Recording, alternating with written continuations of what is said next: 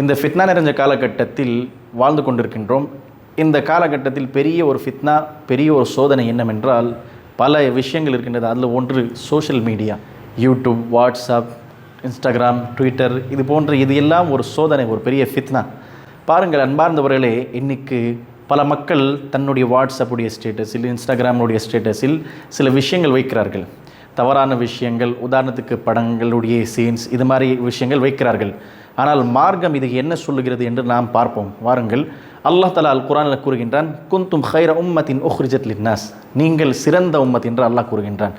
உங்களுடைய பட்டியல் அல்லாஹ் தஆலா தனித்துவப்படுத்தி கூறுகின்றான், தஅமுரூன பில் மஅரூஃப் வ தன்ஹூன அனில் முன்கர் வ துமினூன பில்லாஹ், நீங்கள் நல்லதை ஏவுகிறீர்கள், தீமையை தடுக்கிறீர்கள், அல்லாஹ்வின் மீது ஈமான் கொண்டு வருகிறீர்கள். இன்றைக்கி பார்க்கின்றோம் பல பேர் தன்னுடைய ஸ்டேட்டஸில் என்ன பாட்டு வைக்கிறார்கள், மியூசிக் வைக்கிறார்கள். உண்மையான முறையில் நாம் பார்த்தோம் என்றால் தன்னுடைய ஸ்டேட்டஸ் அவர் காண்பிக்கிறார்கள். நாம் பார்க்கின்றோம் ரீல் மட்டும், ரீல் கிடையாது, அது ஒரு வீடியோ கிடையாது, நான் எப்படியாப்பட்டவன் பாருங்கள் என்று காண்பிக்கிறார்கள். இரண்டாவது விஷயம், நாம் நன்மையான விஷயங்கள் வைக்கின்றோம் என்றால் அதற்கான முழுமையான நன்மை கிடைக்கும். நாம் தவறான விஷயங்கள், படங்கள், இப்படியாப்பட்ட விஷயங்கள் வைக்கிறோம் என்றால் முழுமையான பாவம் நம்மளுக்கு கிடைக்கும். எத்தனை பேர் பார்க்கிறார்களோ அதற்காக தவிர்த்து கொள்ள வேண்டும். முடிந்த அளவிற்கு இஸ்லாத்துடைய விஷயங்கள், இறைவனுடைய பொருத்தத்தை பெறக்கூடிய விஷயங்கள் வைப்பதற்காக நாம் முயற்சி செய்ய வேண்டும்.